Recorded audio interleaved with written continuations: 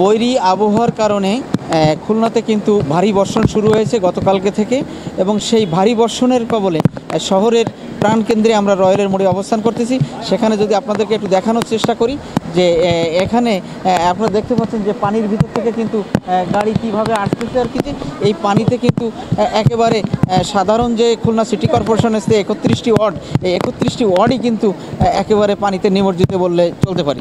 City corporation কিন্তু বিগত 3 বছর আগে যে নগরকে মানে পানির থেকে যাতে কিভাবে এই নগরবাসীকে মুক্ত রাখা যায়, এই বর্ষণের পানিতে যাতে না তোলে, তার জন্য উন্নত ড্রেনের ব্যবস্থা কিন্তু তারা পরিকল্পনা করেছিল, এবং সে প্রায় শেষের পথে হলেও কিন্তু এখনও সেই ড্রেন ব্যবস্থাটা সম্পূর্ণ চালু না হওয়ার কারণে কিন্তু 31 ওয়ার্ডের মানুষের এই সামান্য বর্ষা হলেই পানিতে কিন্তু তারা তলিয়ে থাকে।